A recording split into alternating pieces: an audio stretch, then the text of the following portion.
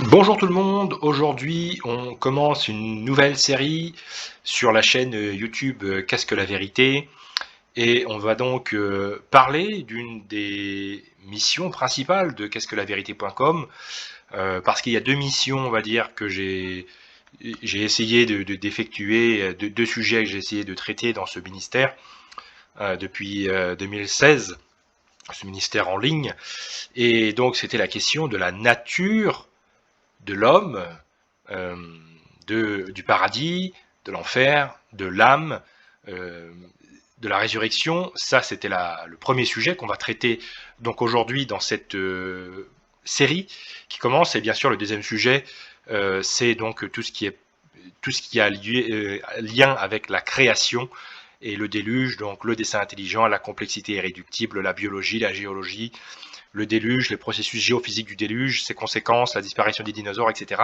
Donc c'était plutôt une partie scientifique. Et plus tard, c'est vrai qu'une troisième mission était venue, c'était tout ce qui était purement archéologie. Et donc aujourd'hui, on va vraiment s'intéresser à la partie âme. Qu'est-ce qu'un homme et comment le définir? Et ça nous permet d'avoir une définition de la vie, une définition de la mort, et donc de pouvoir attaquer d'autres sujets plus loin dans la Bible, parce qu'il y a beaucoup de confusion dans le christianisme là-dessus.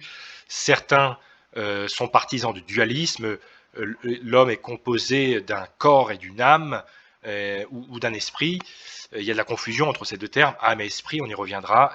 D'autres défendent une idée qu'on appelle la trichotomie, c'est-à-dire que l'homme est composé cette fois-ci de trois composants, corps, âme et esprit, et on a le monisme, où on pense que l'être humain est une unité et qu'il n'est pas divisible. On ne peut pas vivre en dehors de notre corps. Donc ça, il y a plusieurs façons de voir les choses. Je vous en ai cité trois. Après, la façon dont on comprend la nature de l'homme, de l'âme, ça va nous influencer, ça va affecter gravement la suite de notre compréhension des Écritures. Parce que si on pense que l'homme peut vivre dans un état dématérialisé en tant qu'esprit, eh bien, ça va faciliter la théorie du paradis céleste, ou du troisième ciel, ou du sein d'Abraham, ou voilà, ce genre de choses. Ça va faciliter cette compréhension-là si on pense que l'âme est immortelle, si on pense qu'elle peut se détacher du corps et exister hors du corps. Si on pense que l'âme, c'est la vie de l'être humain et que l'homme ne vit que dans son corps, effectivement, on va plutôt être des gens qui croyons en la résurrection et au paradis terrestre et en un enfer symbolique qui représente la fin définitive de l'existence. Donc, la façon dont nous comprenons l'âme, la façon dont nous comprenons l'homme, eh bien, ça va affecter très gravement notre compréhension de la Bible. Et surtout que dans la Bible, il y a des passages qui sont littéraux, des passages qui sont symboliques. On a différents types de textes. Et selon notre compréhension, eh bien, on va interpréter correctement ou incorrectement les textes. Donc moi, aujourd'hui, je vais proposer dans cet épisode et dans la série qui vient, je vais proposer une interprétation. Et je n'ai pas de doute que vous la vérifierez avec la Bible. Et bien sûr, c'est vrai que la source ultime, et c'est même pas une question de source principale, c'est une question de source ultime, voire source unique. En tout cas, pour cette question de l'homme et de ce qu'il se passe après la mort, c'est vraiment la Bible, la source unique, ultime. Donc, les chrétiens peuvent se tromper, je peux me tromper, et donc j'ai confiance dans le fait que vous fondiez votre compréhension toujours sur les textes bibliques et pas sur les dires d'un pasteur, d'un prêtre, d'un influenceur. Bien sûr, il faut écouter ces gens-là, on écoute, mais on doit vérifier si ce qui est dit est juste. Il n'y a aucun problème à vérifier, à critiquer, à débattre. On veut tous comprendre la parole de Dieu, donc on veut se rapprocher de ce que la Bible enseigne. On ne veut pas faire des erreurs, parce que c'est vrai que les erreurs, quand on les enseigne, eh bien, on va enseigner des erreurs aux autres, et ça peut être très dramatique, on peut faire fuir des gens aussi en enseignant des mensonges, tandis que la vérité de Jésus-Christ, eh bien, c'est une vérité qui, en principe, met tout le monde d'accord. C'est une vérité qui convainc. Alors, une vérité, c'est la vérité. Tout ce qui est contraire à ce que Jésus-Christ enseigne, eh bien, ça peut vraiment mener en erreur et ça peut faire fuir des gens qui s'intéressent à la Bible parce qu'on donne une mauvaise image de ce que la Bible enseigne. Et donc, que tout le monde base sa compréhension sur les écrits bibliques et discerne les erreurs que les uns et les autres peuvent faire. Donc moi, aujourd'hui, ce que je propose, ce que je commence à proposer, eh bien, comme je dis, c'est proposer, donc c'est une proposition à prendre ou à laisser. Voilà. Donc, il m'a semblé pertinent de commencer sur cette page du site biblegateway.com, qui est un site où on peut lire des versets bibliques et surligner et lire différentes traductions. Ça peut nous servir parfois. Donc, j'ai commencé ici avec Genèse 2, donc je suis au tout début de la Bible, et ça m'a semblé très important parce que quand on construit une maison, eh bien on va creuser et couler les fondations. On commence toujours par les fondations, une maison. On ne va pas s'intéresser au deuxième étage en premier lieu. On va construire les fondations, bien sûr en ayant en tête qu'il y aura 2 étages ou 3 étages, peu importe, mais je pense vraiment que quand on étudie la Bible, quand on étudie les doctrines bibliques, un comportement sain, voire salutaire, c'est de toujours commencer dans la Genèse. On ne peut pas vraiment comprendre le ministère du Christ sans lire ces premiers chapitres de la Genèse. Jésus vient racheter tous les péchés, y compris le péché d'Adam et Ève qui avait fait entrer la mort dans le monde, comme nous le lisons dans ce chapitre 3 et dans Romains chapitre 5 par exemple. Donc, une approche saine, c'est de toujours commencer dans Genèse, d'avoir une fondation dans la Genèse, et après, là, on peut construire par après, et on peut notamment savoir quand est-ce qu'un passage est littéral ou symbolique, parce que on verra que si on interprète tout littéralement, tous les passages sur le sujet en question, si on interprète tout littéralement, il y a des contradictions. Donc on aura l'occasion de voir ça, et c'est en étant capable d'appliquer cette méthode de discernement, d'avoir des fondations et d'avoir du discernement qui nous permet de dire nous avons affaire à un enseignement qui est littéral, nous avons affaire à un enseignement qui est symbolique. Et c'est comme ça qu'on arrive à harmoniser les textes bibliques et à ne pas avoir de contradiction. Donc il est connu que le livre de la Genèse est un livre littéral. Cela a été compris comme ça depuis les temps anciens jusqu'au XIXe siècle. C'est un livre qui a toujours été interprété littéralement. Les gens qui l'ont interprété symboliquement sont rares dans l'histoire du christianisme. Depuis le XIXe siècle, effectivement, il y a des gens qui vont l'interpréter symboliquement, à mon avis pour de mauvaises raisons, qui sont d'incorporer la théorie de l'évolution à la Bible et les milliards d'années. Donc c'est un sujet que j'ai traité en long et en large, notamment dans un documentaire sur cette chaîne YouTube qui s'intitule Adam et Ève, les patriarches et les 6 jours de la création. Donc c'est pas un sujet sur lequel je vais revenir, mais quand on lit Genèse 2, nous avons ici affaire à un texte littéral. Je pense que c'est ce que même aujourd'hui, les professeurs d'hébreu ancien dans les grandes universités mondiales enseignent. C'est un livre littéral, il n'utilise pas les codes de la poésie ou des allégories. Donc ici, on va construire notre fondation pour comprendre ce qu'est un homme et comment il a la vie. Donc dans Genèse chapitre 7, on lit « L'Éternel Dieu forma l'homme de la poussière de la terre. Il souffla dans ses narines un souffle de vie, et l'homme devint un être vivant. » Et d'ailleurs, le mot Adam, de Adama, signifie poussière. Ce n'est pas un hasard. Donc, ici, on a un premier ingrédient pour former l'être humain, qui est la poussière de la terre. Aujourd'hui, c'est ce qu'on se rend compte, c'est que les atomes dans le sol sont les atomes dans notre corps. Donc ça, c'est une chose qui est correcte scientifiquement. Ensuite, Dieu insuffle un souffle de vie à l'homme, qui devient vivant. Et le mot souffle de vie, c'est le mot esprit. Il est important de commencer justement, comme je le dis dans la Genèse, parce que Si on va voir le mot esprit par après, si on ne se rappelle pas que le souffle de vie, c'est l'esprit, eh bien, on va interpréter le mot esprit un petit peu différemment. Le mot esprit veut dire souffle.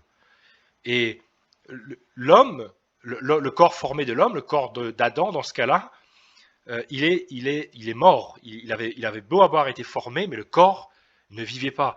Il a fallu que Dieu insuffle le souffle de vie dans le corps. Et le corps est devenu vivant.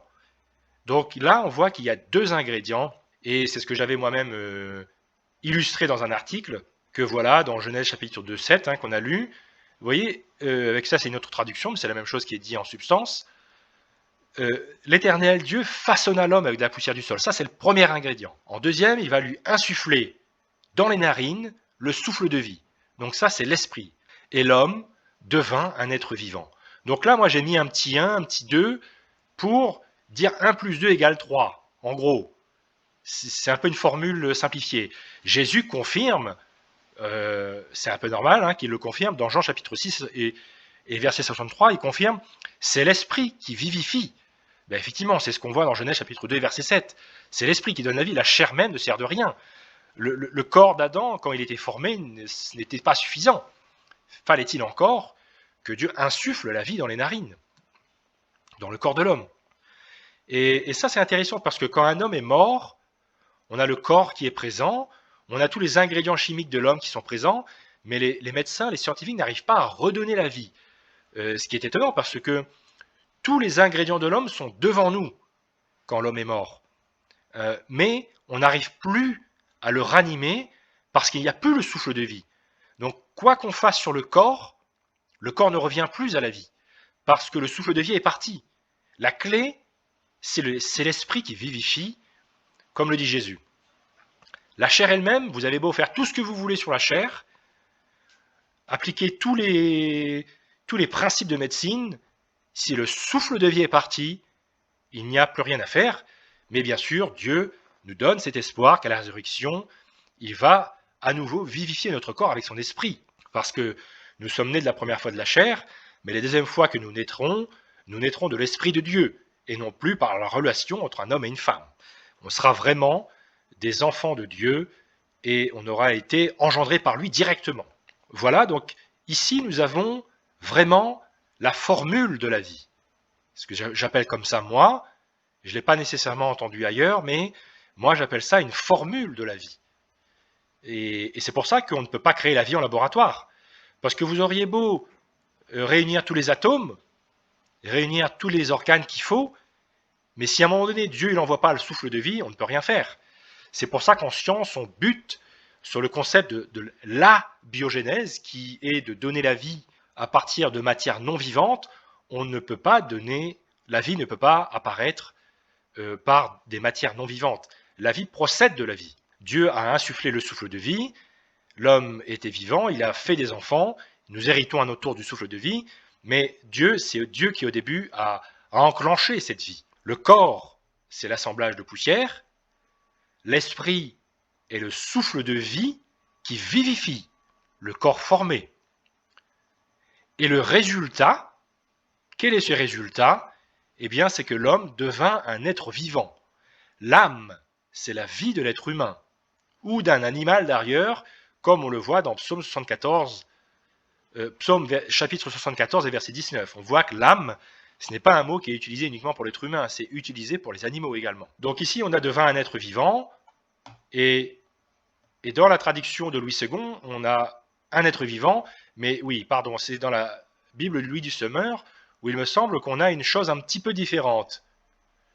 Parce qu'il est question ici d'être vivant. Ah, il y avait une traduction où c'était marqué une âme vivante, alors.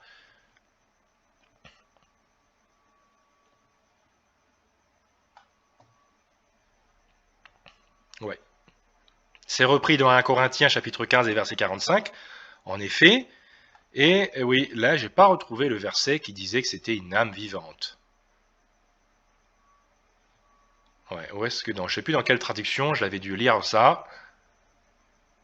Et voilà, par exemple, là, dans une autre traduction, on a, il souffla dans ses narines un souffle de vie, et l'homme devint une âme une âme vivante. Donc ce sont deux mots interchangeables. Âme, être, âme, vie. L'âme, c'est vraiment la vie. Regardons par exemple dans un dictionnaire hébreu.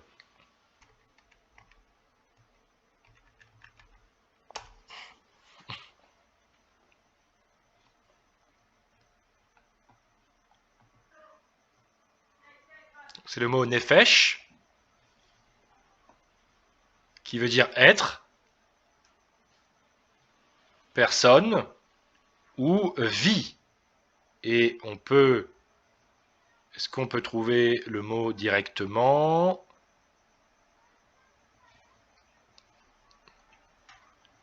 Nefesh, voici la définition. Donc, âme, être vivant, vie, personne.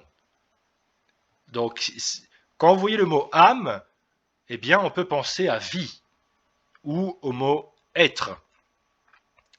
Donc ici, on n'a pas du tout, nous n'avons pas du tout dans ce verset quelque chose qui suggérerait une âme qui se détache du corps.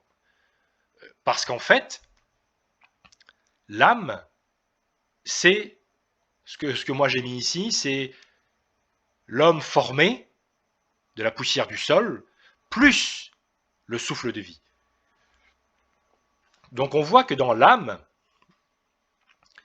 un des composants de l'âme, c'est le corps. C'est pour ça que l'âme ne peut pas se dématérialiser du corps, parce que l'âme comprend le corps. L'âme inclut le corps dans sa formule. Donc, si on lit la Bible de manière neutre, qu'on commence de manière saine dans le livre de la Genèse, on ne va pas conclure que l'âme se dématérialise. Si on se contente de ce qui est dit ici, on va tout simplement comprendre que l'âme, c'est le corps plus le souffle de vie. Maintenant, il y a une doctrine qui parle de révélation progressive. C'est un peu l'idée que plus tard dans la Bible, des enseignements supplémentaires viendraient ajuster notre compréhension. Dans les faits, ça viendrait plutôt la changer, notre compréhension, et qu'on ne peut pas accepter tout simplement cette formule de Genèse chapitre 2, verset 7. Mais si 1 plus 2 égale 3 dans le livre de la Genèse, 1 plus 2 sera toujours égal à 3 dans le Nouveau Testament. Ce qui était vrai dans Genèse est toujours vrai dans Jean 6, ou dans le Nouveau Testament de manière générale. Donc, qu'il y ait une révélation progressive, par exemple, sur les annonces concernant le Messie. Quand on est dans le livre de la Genèse, on n'a pas encore beaucoup d'informations sur le Messie. On en a dans Genèse chapitre 47, Genèse chapitre 3, on a quelques renseignements sur le Messie.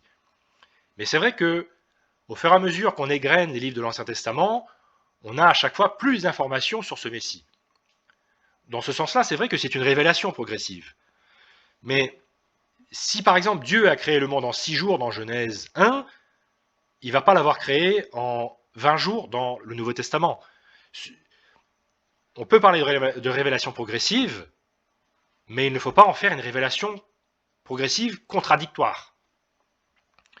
Si 2 fois 2 égale 4 dans Genèse, 2 fois 2 sera toujours égal à 4 dans le Nouveau Testament.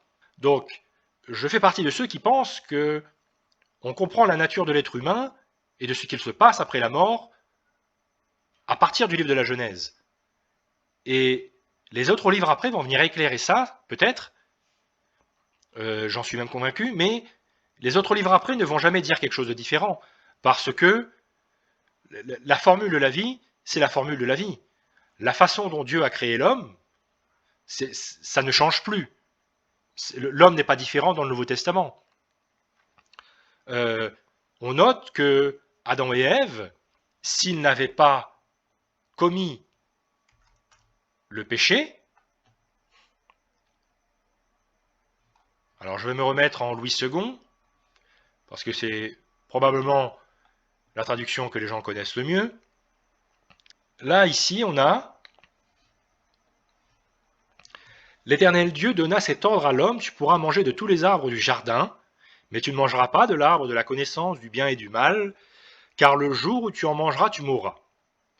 Là, l'homme est éternel. À ce moment-là, l'homme vit continuellement. Il a accès à l'arbre de vie. Et l'arbre de vie, comme son nom l'indique, il donne la vie. Il permet de conserver la vie. Et on lira au chapitre d'après que Adam et Ève commencent à mourir parce qu'ils ne peuvent plus accéder à l'arbre de la vie. L'éternité de l'homme ne se fait pas n'importe comment. Visiblement, Dieu a fait en sorte que l'éternité de l'homme dépend de l'arbre de vie. C'est en tout cas ce qu'on comprend si on n'incorpore pas des préjugés et des préconceptions dans le texte. L'éternité de l'homme dépend de l'arbre de vie. Et si Adam et Ève n'avaient pas mangé de l'arbre de la connaissance du bien et du mal, ils ne seraient pas morts. C'est parce qu'ils ont mangé qu'ils ont commencé à mourir. Et qu'est-ce qu'on doit en tirer? Où est-ce que je veux en venir? C'est que si Adam et Ève n'avaient pas mangé de l'arbre de la connaissance du bien et du mal, ils auraient vécu éternellement dans leur corps. C'est ça que je voulais dire. Le projet est que Adam et Ève vivent éternellement dans leur corps. C'est ça le projet initial. Dieu n'inclut pas de la souffrance, n'inclut pas de la mort d'entrée de jeu. Si nous, on avait des enfants, si on pouvait les rendre éternels, on les rendrait éternels. On ne les ferait pas passer par des souffrances avant de les rendre éternels. Et ça répond à beaucoup de questions qu'on a sur la souffrance, l'injustice dans le monde. C'est que on dirait, comment ça se fait que Dieu a permis qu'il y ait de la souffrance, qu'il y ait de l'injustice, qu'il y ait le mal? Mais en fait, c'est pas Dieu qui a fait ça. C'est pas Dieu qui a voulu ça. Lui, il nous a donné le paradis d'entrée de jeu. Paradis, c'est un mot qui veut dire enclos de la Genèse. Le paradis désigne un endroit terrestre. Il ne désigne pas un endroit céleste, il désigne un endroit terrestre, qui était le jardin d'Éden, et qui sera un nouveau endroit sur la seconde terre, selon Apocalypse 2 et verset 22. On y reviendra, parce que l'arbre de vie va être recréé sur la seconde terre. Donc, il faut comprendre ici qu'Adam et Ève étaient prévus de vivre sur la terre, éternellement. Il n'y avait pas de projet de les envoyer vivre ailleurs que sur terre. Pas à ce qu'on lit.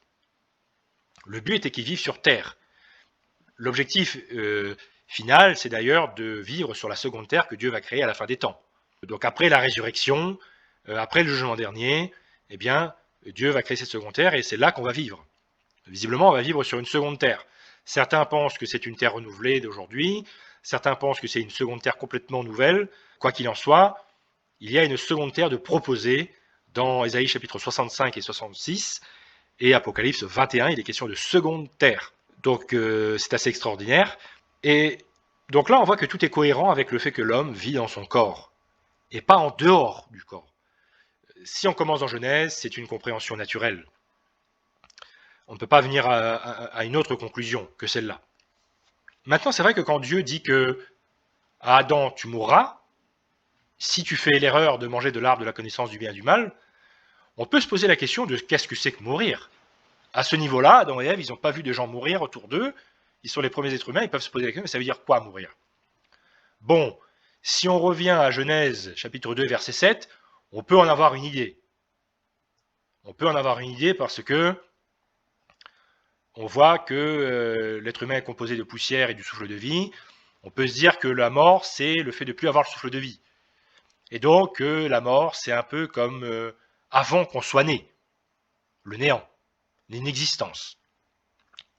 À partir de Genèse 2, chapitre 17, et chapitre 2, verset 7, on pourrait déduire ça. On pourrait déduire que la mort, c'est un retour à l'inexistence. Si on déconstruit la formule, 1 plus 2 égale 3, mais si on fait 3 moins 2, ben on n'a plus 3. On n'a plus 3. Là, on aurait 3 moins 2, on aurait 1. Donc, là, on n'a pas tous les composants qu'il faut. Si on retire le souffle de vie, mécaniquement, on est mort. Parce qu'on a besoin du souffle de vie. Si on n'a pas le souffle de vie, la chair ne sert de rien, comme dirait Jésus. La chair est complètement inutile. Il faut le souffle de vie. Donc, effectivement, on pourrait déduire que la mort, c'est retourner à l'inexistence. Maintenant, quand on va au chapitre 3 de la Genèse, eh bien, on va, cette fois-ci, confirmer pour les uns ou découvrir pour les autres que la mort, c'est un retour à l'inexistence. Chapitre 3, verset 19, c'est à la sueur de ton visage que tu mangeras du pain, jusqu'à ce que tu retournes dans la terre, d'où tu as été pris, car tu es poussière, et tu retourneras dans la poussière. Donc, ici, on est après le péché malheureux d'Adam et Ève. Voyons ce péché qui est malheureux, qui est le déclencheur de tous les problèmes du monde. La femme vit que l'arbre était bon à manger, agréable à la vue, et qu'il était précieux pour ouvrir l'intelligence. C'est d'ailleurs pour ça qu'ils ont honte après d'être nus. Avant de manger de cet arbre-là, ils n'avaient pas honte. Elle prit de son fruit, et elle en mangea, malheureusement elle en mangea. Elle en donna aussi à son mari, qui était auprès d'elle, et il en mangea. Donc là, on a une catastrophe ici. Et donc, la conséquence de Genèse chapitre 3 et verset 6, c'est Genèse chapitre 3 et verset 19. C'est ce que Dieu avait dit dans Genèse chapitre 2 et verset 17. Il avait dit, si vous en mangez, vous allez mourir. Qu'est-ce qu'ils font? Ils en mangent. Donc ils meurent. C'est d'ailleurs pour ça qu'on a besoin de Jésus-Christ. Parce que la justice de Dieu, c'est la justice de Dieu. Dieu ne va pas changer les règles. Il ne va pas se dire, bon, j'avais mis les règles que si vous commettez le péché, vous allez mourir. Bon, vous avez commis le péché, je vais effacer la dette. Arbitrairement. Non. Il faut payer.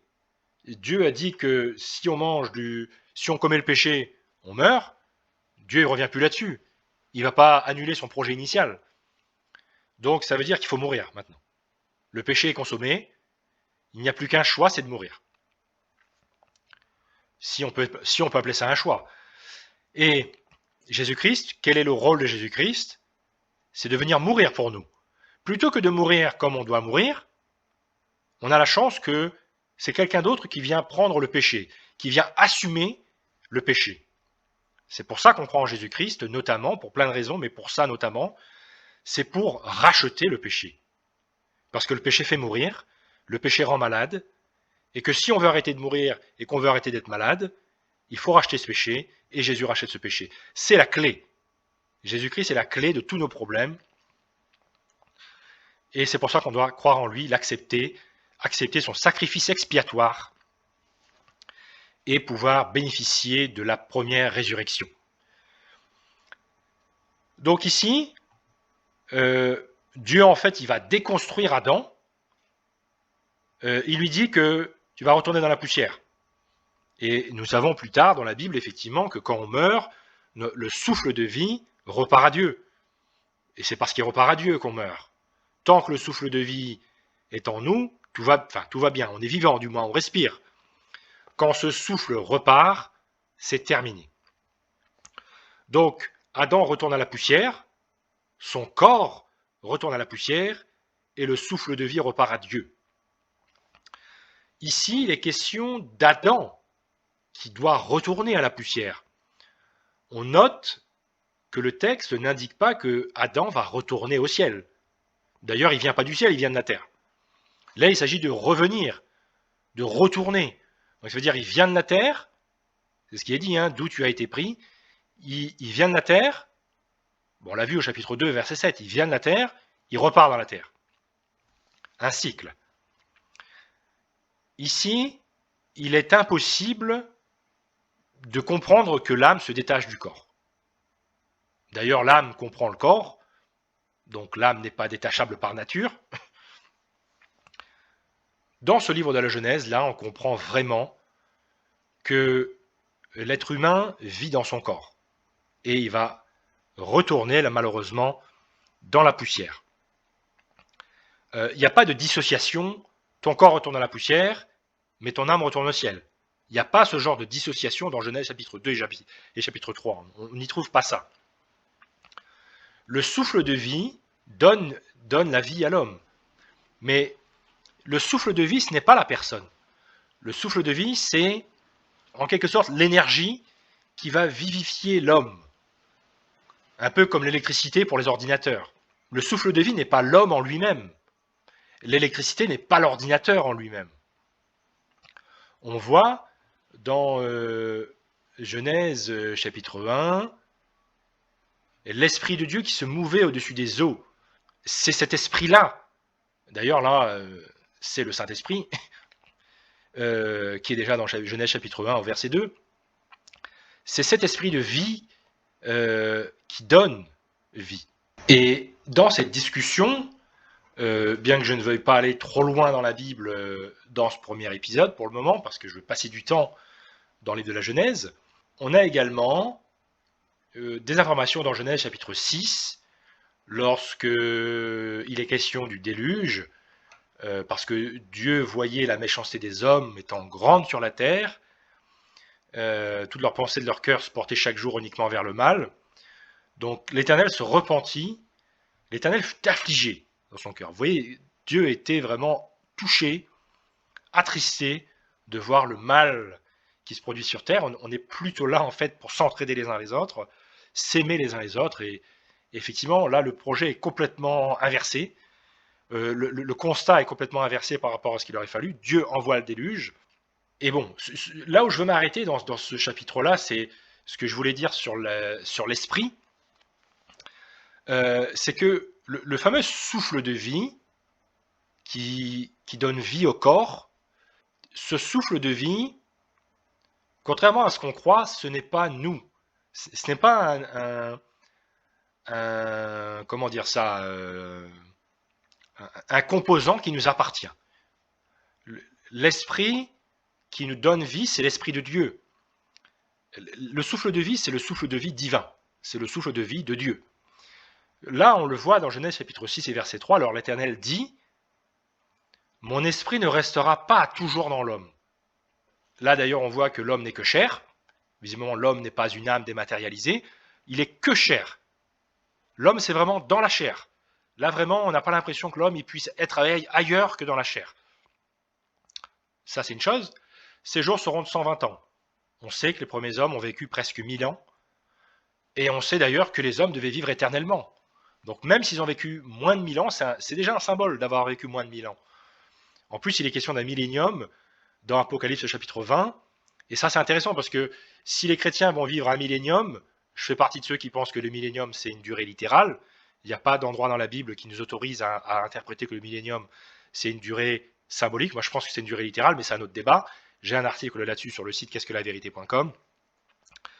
Là, c'est quand même un symbole que, alors que même Mathusalem n'a pas vécu 1000 ans, Noé n'a pas vécu 1000 ans, il a vécu 950 ans si mes souvenirs sont bons, et Mathusalem c'est 969 ans si mes souvenirs sont bons, et ils sont même pas atteint 1000 ans, alors que le but c'était l'éternité. Ils ont une vie qui est courte, si on compare à l'éternité, pas si on compare à nous, aujourd'hui, qui vivons 80 ans peut-être, certains arrivant à plus de 100 ans, c'est vrai, mais nous, dans le millénium, on aura 1000 ans, on ira plus loin que Mathusalem. Ça, c'est une petite aparté. Ici, l'homme n'est que chair, son esprit ne va pas rester à toujours dans l'homme, donc ça veut dire que il y a une corrélation entre le fait que l'esprit de Dieu ne va pas toujours rester dans l'homme, et le fait que les jours de l'homme vont être réduits. Son espérance de vie va être réduite. Parce que l'esprit ne va pas rester toujours dans l'homme. Donc la vie de l'homme se réduit parce que l'Esprit de Dieu ne reste plus aussi longtemps dans l'homme. Donc le souffle de vie qui donne vie à l'homme, c'est l'Esprit de Dieu. C'est peut-être que la chair, ça a été engendré par nos parents, mais ce qui donne vie au final, c'est l'Esprit de Dieu. C'est pas l'esprit de l'homme, c'est... Alors je ne parle pas de l'esprit au niveau de l'idée, au niveau du côté spirituel, adorer Dieu en esprit, voilà, c'est autre chose là. Mais ici, quand il est question de l'esprit qui donne vie à l'homme, eh bien c'est l'Esprit de Dieu qui donne vie. Et donc on apprend la conséquence du péché, un peu comme dans Genèse chapitre 3, on apprenait la conséquence du péché d'Adam et Ève, et là cette fois-ci on apprend la conséquence du péché de l'humanité, de l'époque du déluge, et moi je vais faire venir le déluge d'eau sur la terre pour détruire toute chair, ayant souffle de vie sous le ciel. Tout ce qui est sur la terre périra. Et donc le mot esprit, roi, dont on avait parlé, qu'on trouve dans Genèse 1, chapitre 2, avec l'Esprit de Dieu qui se mouvait sur les eaux, c'est cet esprit de Genèse chapitre 6 et 17, quand il est question que l'Esprit de Dieu ne restera pas toujours dans l'homme. Donc cet esprit qui se mouvait sur les eaux, c'est l'esprit qui est également dans l'homme. Et on retrouve aussi dans le Genèse chapitre 6 et verset 17 le même mot, esprit. Je vais faire venir le déluge d'eau sur la terre pour détruire toute chair ayant souffle de vie sous le ciel. Là, il est question encore du souffle de vie. C'est quoi ce souffle de vie? Eh bien, c'est ce même esprit là-haut. Vous voyez, c'est le même mot. Alors ici, les traducteurs, ils ont mis esprit. En bas, ils ont mis souffle de vie. Mais en hébreu, c'est le même mot. C'est ce mot-là. Donc, le souffle de vie donne vie à l'homme. Cet esprit-là que Jésus parle dans Jean chapitre 6 et verset 63, c'est le même. C'est toujours cet esprit-là qui donne la vie au corps. Et donc là, voilà, le but c'était d'insister sur le fait que cet esprit qui vivifie, ce n'est pas l'être humain. L'être humain, c'est la chair. C'est le texte qui le dit. Hein. L'homme n'est que chair. Nous, on est de la chair. Et le souffle de vie nous donne vie. Mais le souffle de vie, ce n'est pas nous, ce n'est pas notre partie matérielle, personnelle, c'est l'esprit de Dieu. Voilà. On voit ici que le mot esprit, roi en hébreu, eh bien, signifie souffle, vent, esprit. Nous avons ici la formule de la vie. Dieu envoie un souffle de vie pour que l'homme devienne vivant.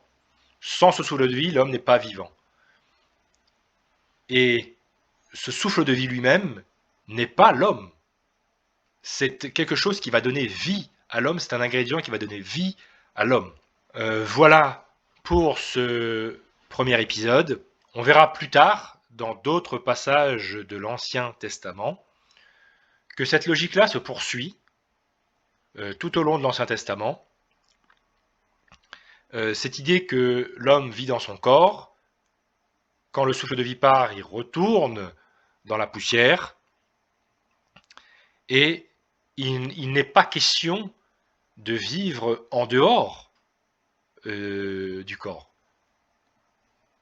L'esprit vivifie, la chair ne sert de rien.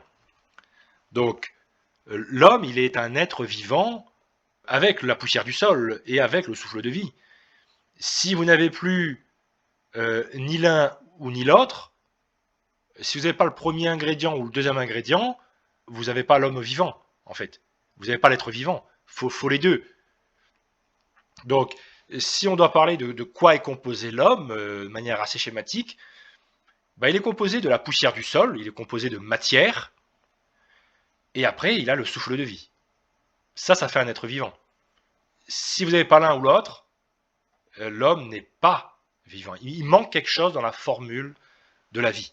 Donc voilà, je reviendrai sur, bien sûr, dans d'autres épisodes, sur d'autres versets bibliques qui vont avoir trait au paradis, à l'enfer, à l'âme et à tout ça.